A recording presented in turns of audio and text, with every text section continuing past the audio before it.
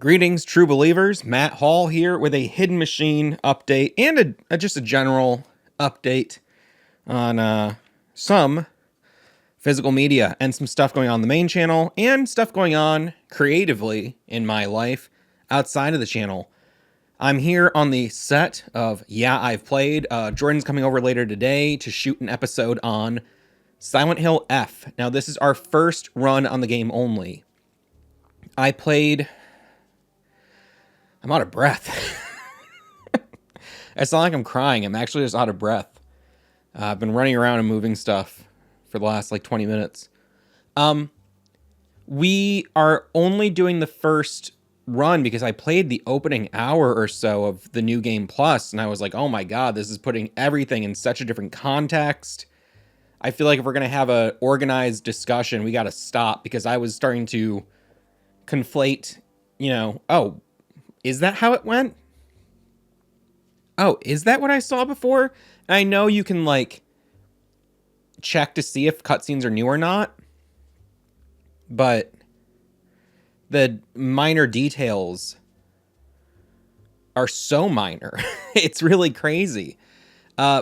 Very similar to the final draft, Alan Wake 2, but much more intense and much more... I guess just more intense of a mind fuck. You know what I mean? It's pretty crazy stuff. So in this box over here, I got some records. I'll just show these real quick. This might be fun to check out. Here I got Faith by George Michael, the 12-inch single. I love this song. Oh no, it's not the single. It's the album. Oh, you know what? I think I passed on the single because I found the album. But I love this album as well, actually. A lot of fun songs on there. Randy Newman duet with Paul Simon, The Blues. I love Paul Simon. I'm so on Randy Newman. I think he's brilliant. I just haven't listened to enough of his music to say that I really enjoy it or not. You know, I've heard a couple of his songs. I go, wow, this guy's very smart and very funny, and he plays really well. But I haven't heard enough of his music.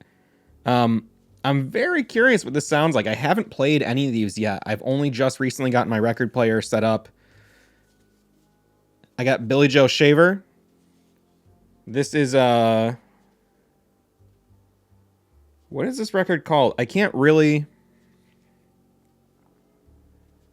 make out what that says. Something Boy. Gypsy Boy. Okay. This is a guy who I was introduced to, I think, by Austin. And I think Austin found out about him through Norm Macdonald. And he was on an episode of Norm Macdonald Live, the Netflix version of the show. And these price stickers are coming off so clean. That's very much appreciated. Now, this has no inner sleeve. Oh, it does. Okay. I was going to say, I bought a bunch of nice anti-static inner sleeves recently.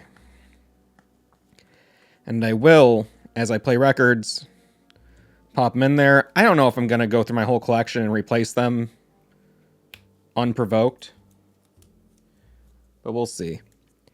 Here I've got Dougie Fresh and the Get Fresh crew. This is the 12-inch single version of The Show and Lottie Dottie. So it's got Lottie Dottie, the original. I want to say this is from before the album, but I could be wrong. I feel like there was a single version that had different lyrics, because I've heard it live. I don't know if this is that version. And then the instrumental of The Show, and then it's got The Show twice over. One says vocal, one just says The Show. And that's $4.40. So I'm curious to check out what's on that. I haven't heard that yet. This is just something I was listening to. I think this is what's currently on my turntable. Is David Allan Coe, the DAC album. Are there any great songs in here? I didn't really care for this record, honestly. Really didn't. It's got a fun inner sleeve, and it's got one thing I like about this is that it's got a little write-up on each song, and I think the next time I do an album, I'm going to do something very similar.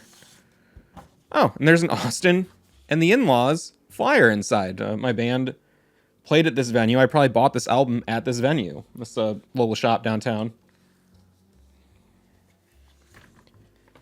I also really like the just the typeface here. That's cool. I do put my records away. That's on my turntable right now. I got a bunch of singles from like a dollar bin in Vermont when I was there recently shooting something. So this is Positive K featuring MOP, How You Livin'. It's got the radio edit, the acapella, the TV track, and the street mix. I'm not sure what TV track means. I'm very curious. So that's maybe a show mix. Where I Want to Be by Shade Scheist. This is a song I loved when I was a child. It's got the radio edit, the LP version, the instrumental, and the acapella. Shade Scheist featuring Nate Dogg and Corrupt. Produced by KG. Vocals produced by Demiza. I don't know why I thought...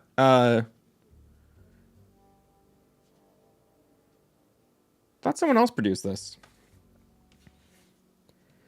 We got DJ Quick, Dollars and Cents, The Dog Pound, What Would You Do? This is like a... Oh, man. This is from the Murder Was the Case soundtrack? Somebody blacked out the top of the label.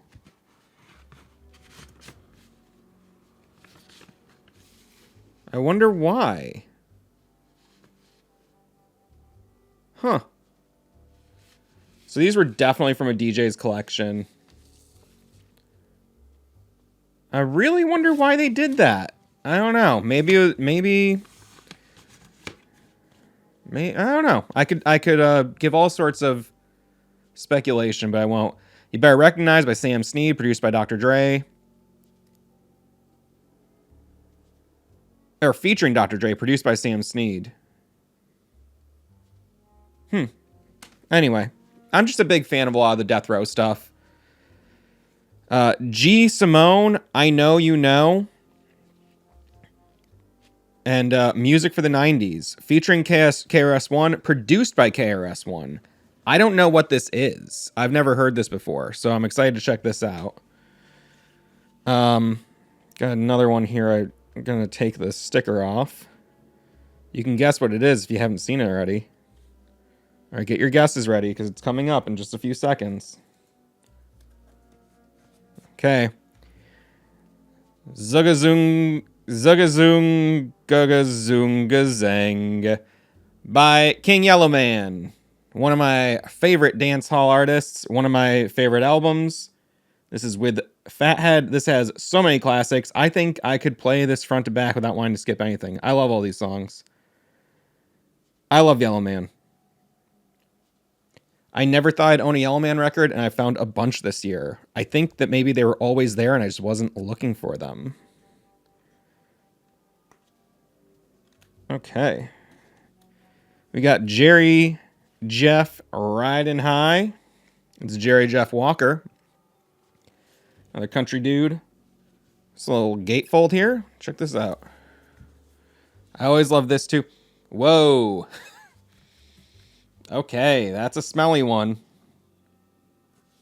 I like when they have the pictures of the artists and the pictures of the sessions. Yeah, this is cool. Not loving the smell on this one. I try to keep good smelling records, personally.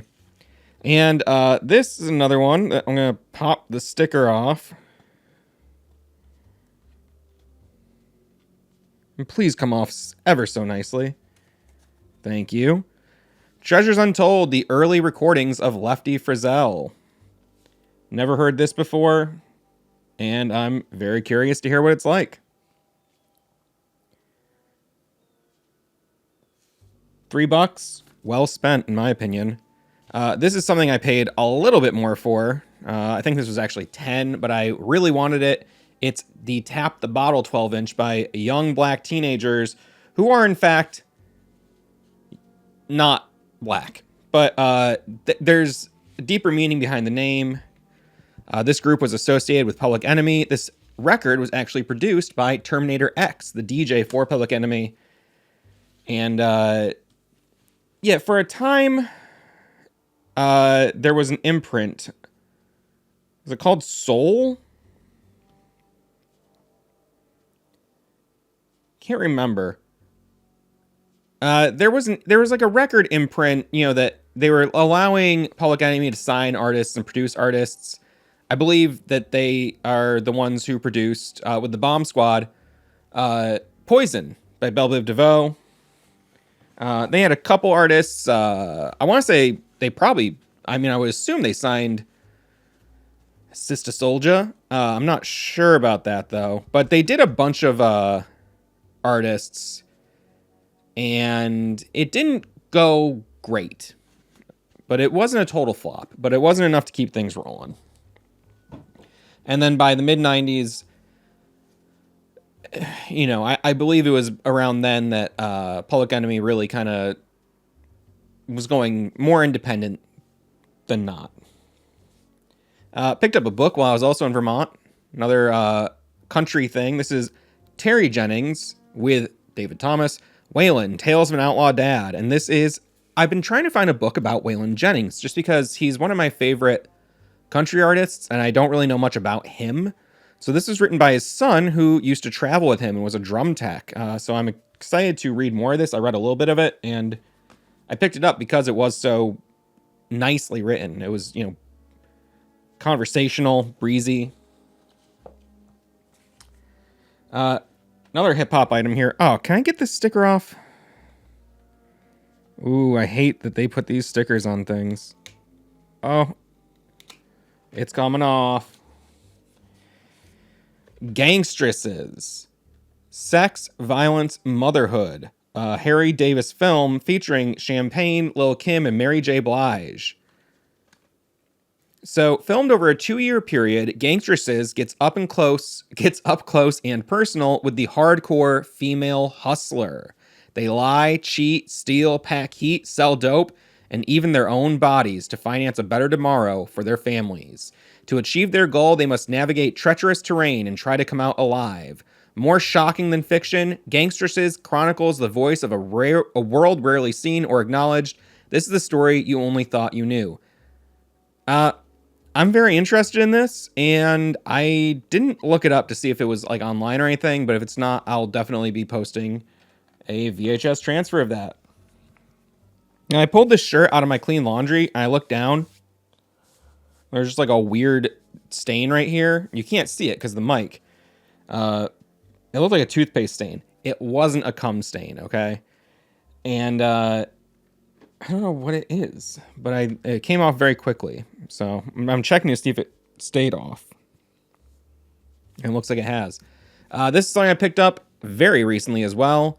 Mind Trap, the cassette edition, double cassette mystery edition. Welcome to the twisted world of Mind Trap, a game where things are seldom what they seem and never as they should be. Your host takes you through a variety of dramatic scenarios, murder mysteries, and conundrums, each cleverly constructed to exercise those parts of your brain that you seldom use. I had a little burp there, sorry. Each scenario is acted out in a fast-paced, humorous style, accompanied by sound effects and music, enabling you to picture the scene. These actors bring to life all your favorite characters from the original Mind Trap board game. A question is posed. This is like Mind Trap DLC, okay? A question is posed based on the series of events you have just heard. A question that will challenge your ability to listen, to think, and to reason. While some questions are tougher than others, none are as tough as they seem. Remember, Mind Trap is a game of one-upsmanship, and your ship just came in. Good luck! This is still sealed, and I will be opening it, and I will be playing it, probably for a video on the channel, but original Mind Trap was a lot of fun, even though I thought it was almost way too hard. And I've had my eye on that at a local secondhand shop for a long time now. And finally I was like, fuck it. Fuck it, I'll buy it. Couple other things. This one I got in Vermont. This is Don Dada by Supercat, another one of my favorite dancehall artists. You might know him as the guy who's going whatever he says on Fly by Sugar Ray. Now, he's not on every version of the song. There's a Super Cat mix and a regular mix. Then he has like a quick verse. He has like a 4-bar verse or something. Also grabbed this at the same shop. I want to say it was Pure Pop in Burlington. Mississippi John Hurt, the complete OKEH Electric Records sessions from 1928. When it comes to blues, especially like a finger picking acoustic blues, I think this guy is the best. I don't think there's anyone better lyrically or playing wise. I think this is the best the blues has to offer. Sing Along with Santa. I got this locally. I grabbed this because the font being used is the same typewriter font that a lot of regional punk bands use. And I was just kind of like, what is that? And it's a guy who is, I checked him out. I looked him up. He's still around. This is from 2006. But it was recorded in Keysville, New York, which is not far from where I live. It's 20 minutes away maybe. And he's like a full-time Santa impersonator guy. He's got the beard for real. All his social media pics are Santa themed. And this is just a collection of Christmas music that I think is kind of fun. I'm not a huge Christmas music guy, but he has a really fun delivery. And it's cool just to hear a little regional music, thing like this. And Austin and the In-Laws will inevitably do a Christmas album. So got Steve Reich, City Life Proverb, City Life. The Steve Reich Ensemble, Theater of Voices, Paul Hillier, Brandley Lubman, conductors. Steve Reich, if you don't know him, eclectic music. Experimental. I'm not sure what genre I'd put him in, but I picked this up just because I like him a lot. And lastly, I got the Brand New Heavies Experience Volume 1 featuring. So this is like a live rock band that played backing tracks under MCs. On this one, we got Main Source, Gangstar, Grand Puba, Master Ace, Jamalski, Edo G, Black Sheep, Cool G Rap, Tiger, and The Far Side. That's quite a lineup. I think the single from this was the Grand Puba track. Who Makes the Loot? But I thought this was a very cool record. I don't know if this is I don't know if people... Is this cool? Do people think this is cool, or is this kind of corny? They didn't stick around very long, I don't think. There's also no information about the band.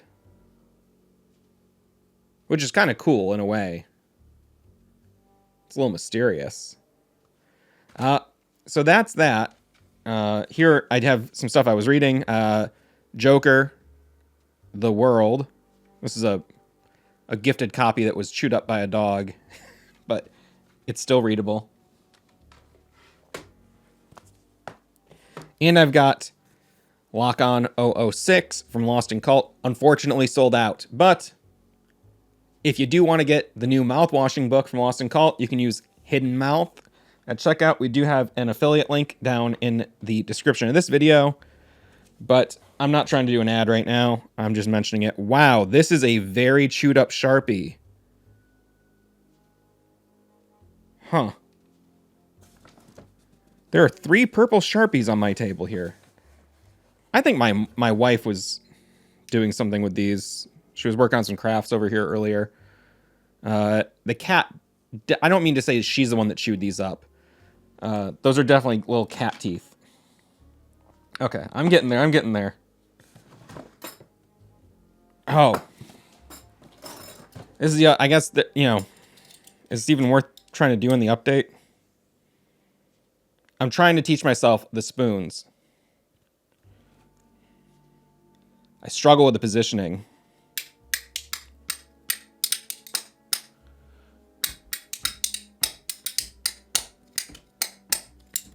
See, I can't. I'm not there yet.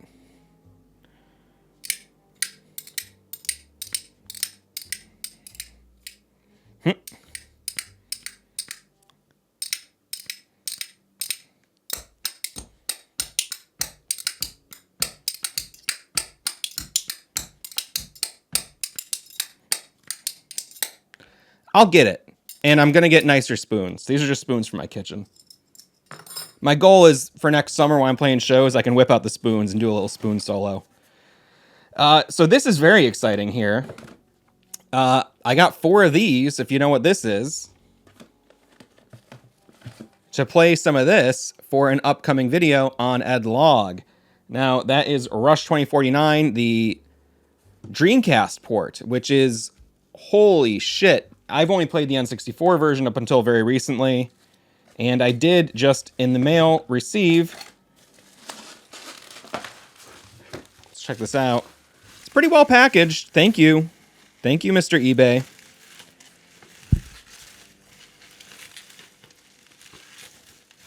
Watch me just drop it.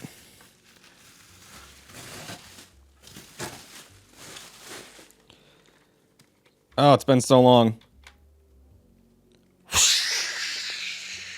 That was some evil spirit coming out at me. Yeah, it does need a light cleaning. I got all the stuff for that, though. I'm pumped. I am very pumped to be playing some Dreamcast games for some upcoming videos on the OG hardware. So that's for the Edlog video. Now, the Edlog video is something I've mentioned before. It has ballooned into a much, much larger project. And originally, it was just myself working on it. And I was, you know, the project was like introduced by Jordan Freeman over at Zoom Platform. He connected me with Edlog, thought I'd be, you know, a good fit to talk to Ed, and then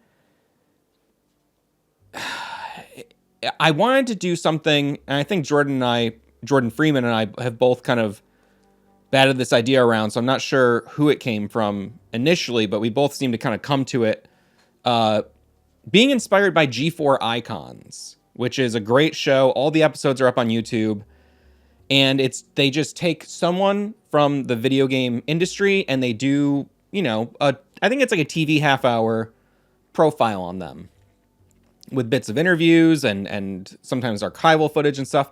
So I'm putting together something like that about Edlog, but it's really expanded. So I don't want to...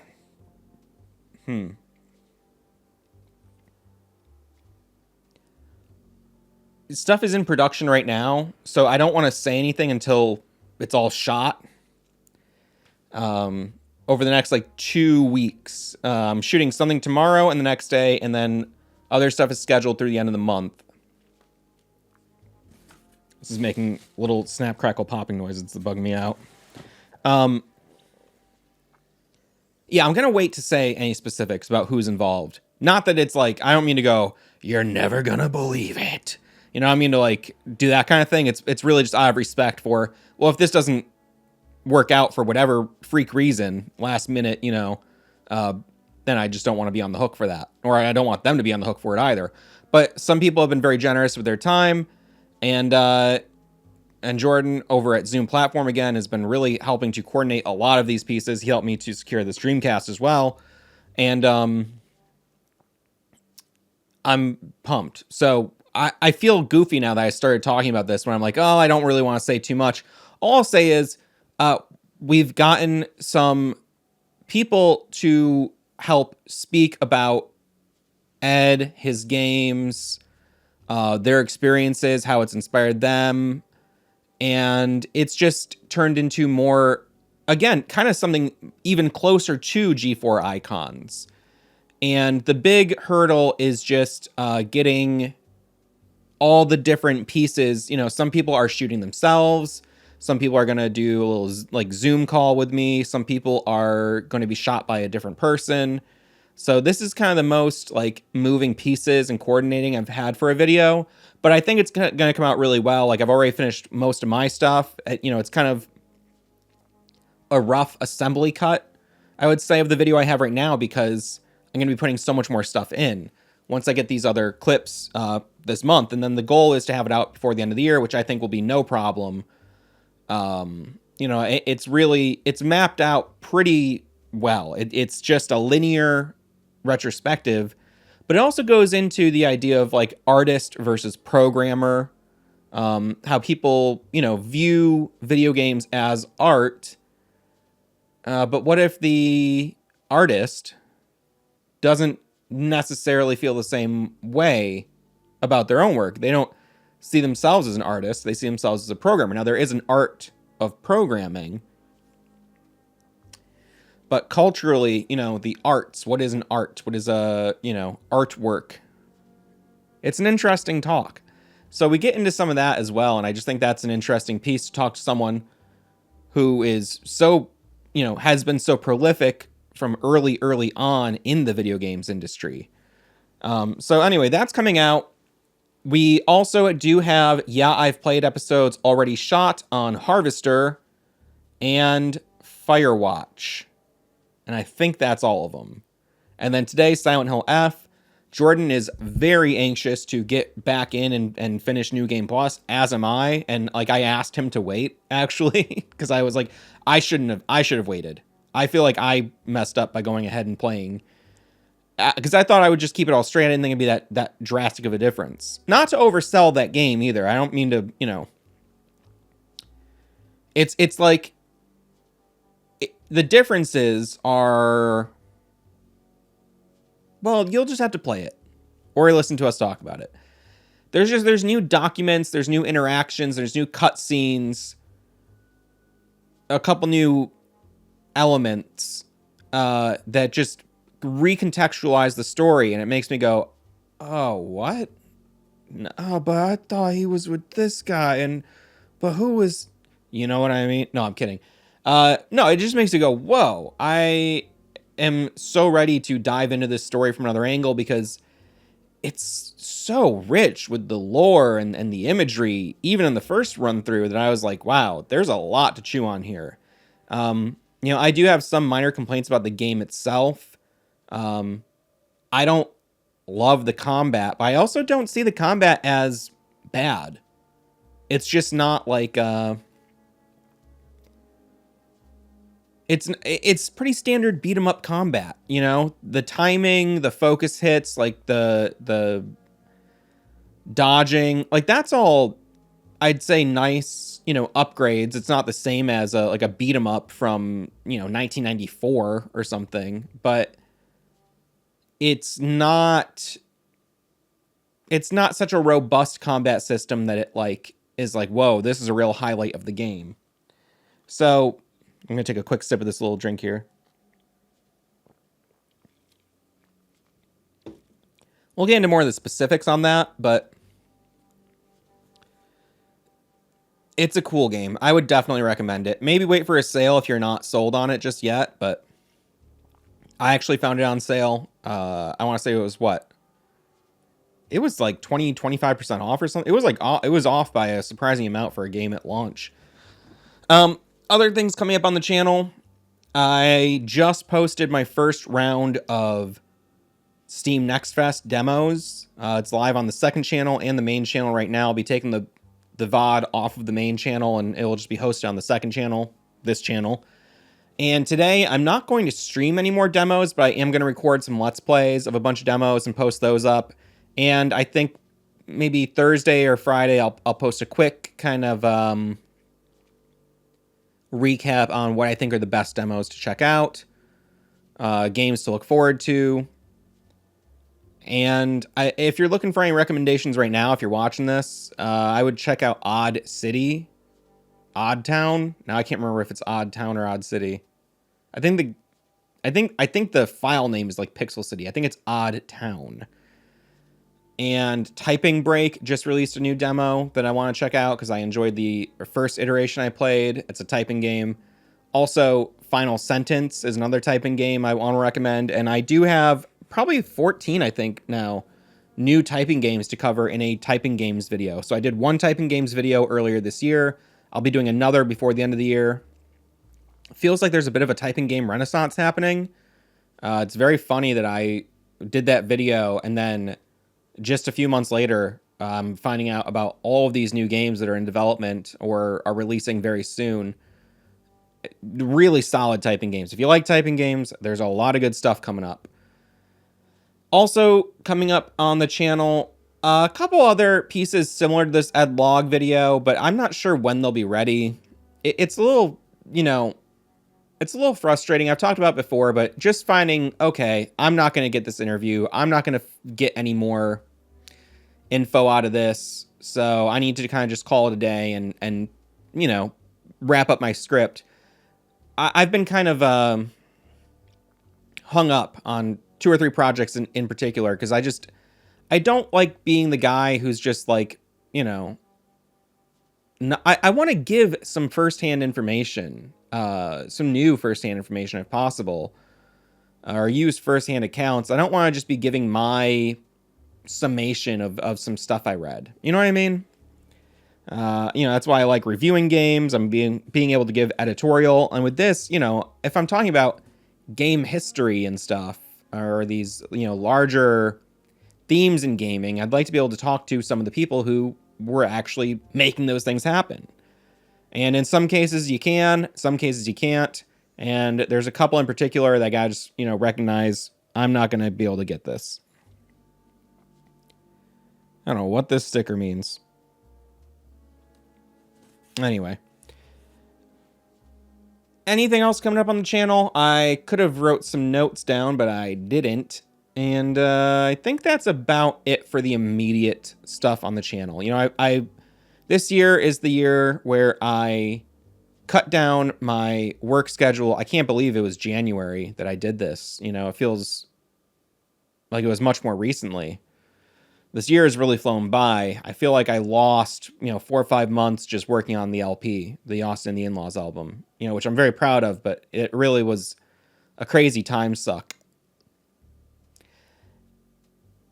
I don't usually spend that much on a project after the initial work is done. All of the work on that album, writing the songs came fairly easy.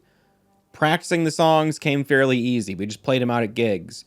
We had one pre-production meeting basically before the album, Austin and I. And then we went in, we cut the album in 2 days, maybe a third day of some overdubs. But we did it, just one straight shot, just hanging out, sleeping over at the engineer's house, going over to the studio together in the morning, getting it done, working late, just did the record. The Kickstarter took a month. There was months of prep on the Kickstarter to make sure it was successful. Months of filling rewards, shipping, buying stuff. It's not how I usually like to do things. I like to kind of just make something and then, maybe I'll put it up online, or maybe I'll do a quick, CD release or something. Or if it's I've done zines and stuff or comics, you just kind of put it together, send it to the printer. A record is not that simple. You don't just record it and then send it off to get done. It takes months and months and months to even have it produced. Whereas, if I was, I've done comics where I've gotten the book back, I think 3 weeks at the latest, It's not that hard to just do print materials or to do other formats of music. So I had some big creative goals in mind this year, just projects that I've either had on the back burner or projects that have been on the front burner, but have been, unnecessarily prolonged due to lack of free time. And I thought this will be the year I get all these cleared and I can start to transition myself away from doing so much music stuff and focusing more on game dev, which will still include a lot of music. And I just haven't been able to finish all those things as quickly as I had hoped, almost entirely because of this record. I'm sure there's ways I could have personally been a little more disciplined or, more efficient in my scheduling at points. I don't think I would have made that much of a dent in everything else because the record was so all-consuming. And then promoting the record and playing gigs was also all-consuming. And this is the first time I'm having 2 weeks in a row with no gigs. And I feel so good. I'm doing a gig, I think, on Halloween night. And then I'm doing a gig in November. I'm going out of state for a gig, which I don't usually do anymore. I used to do that a lot, and I kind of just, I don't like being in the car for that long anymore. Even if it's a nicer vehicle, if you're in a van, I don't know. I just don't like it. It makes me anxious. It makes me claustrophobic. It makes me unhappy. So if I can play music within a reasonable driving distance and get that rush that you get from performing without having to be in the car for anywhere from 4 to 12 hours, I'd rather do that. Then you gotta drive back. Then you gotta eat shit. There's almost never anything good. And then your rhythm, your bowel rhythm gets messed up because you're sitting all day. It's not good. It's not conducive to living a healthy lifestyle, especially if you're on like a no budget tour or trip, or you're just going, what are you making? $60 to a couple grand at most. That's kind of the range for a lot of average musicians. And even if you're making a couple grand, it's like that's split amongst the band and crew and whoever you got with you, and that is your expenses. That's your gas, lodging if you need it, food, maintaining a vehicle, maintaining your instruments. I've done shows where where I personally have come out with, $500, I'll say, maybe, is like a high number. And that's not common. Usually it's between like 100 and 300 for a gig. And that's nice, but if you're really breaking it down, all of the costs involved and the time involved of traveling to the show, you might do a 30-minute performance, an hour, 2 hours, 3 hours, whatever. Add an hour on either side for setup and teardown. Add an hour on either side for travel, for prep, for packing the vehicle, for maintaining your instruments. It doesn't really make great money at like a low level. So, you try to find ways to get what you want out of the deal. Because, as a performer, if you play music, you probably know what it feels like. But there's a rush, it's a high, it's a feeling, it's a sensation. And for a lot of us, there's this like need to do that. It's a compulsion, and it is what it is. And if you can find ways to satisfy that without stressing your finances or your body, that's so golden. So I don't normally travel that far for shows anymore, and instead have tried to really, maintain relationships with places where I go and I have a great time playing. But this show in particular that we're doing out of state, I feel really good about it. Working with some very nice people, and I think it'll be a lot of fun. So, as a one-off, it's fine. All of our expenses are covered and then some. We'll have comfortable lodging and everything, so there's really no downside other than I don't really want to be in the car for like 5 or 6 hours, but I'm going to have to be. I'll bring my Steam Deck. I'll listen to some, I don't know, a book on tape. We'll find out. Anyway, that's pretty much it. That's the big update. I want to be able to dedicate more time to the game development.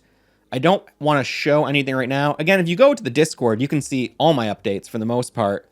I'm currently building out the main town map. And I'm also just tightening up my code as I go, trying to make sure that as I add new elements and systems, that everything else is like working smoothly and not creating some kind of clutter that makes it hard for me to expand the game, basically. And I'm not getting to put as much time into that as I would like right now, but it's still more time than none. And deeper into the winter, I'll be able to spend even more time doing it. It's definitely like a slow part of the process right now. Like making this world map. You know, I'm basically designing building interiors, and making sure the layout and flow is good, because I'm not going to have like fast travel. It's not that big of a map. And I want it to feel like, you know, going from place to place has a nice natural curve to it and feels good, and isn't like, I don't want navigation to ever be the thing that makes someone bored with the game. So maybe I'll do fast travel, but I just feel like if going to the menu, selecting fast travel, selecting the location, loading the location, if just walking there is about the same speed, you'll just walk there. So we'll see. I'm also kind of making a list of things where I think I might prefer just to hire a programmer to help me, because I'm having a hard time wrapping my head around certain stuff, like a save system and certain UI things I'm having trouble understanding. And not that I couldn't figure them out eventually, but it's like, if I can just hire someone else to do it and read their code and understand it and see how it works in my game, for me, I'd rather go that route rather than stress myself, because I'm also working on the art, the music, the writing, the lore, and some other stuff that's going to be surrounding the game. So, you know, I can only stretch myself so thin, and I want to make sure that it's a project that gets finished and is good and fun for people. So I haven't really shared any of the lore stuff just yet, and I don't intend to for quite a while. So if you do look at the previews over on Discord, it is really just technical stuff and, like, you know, basic things. You could glean a little bit about the story from it, but probably not much. Anyway, I think that's it. So,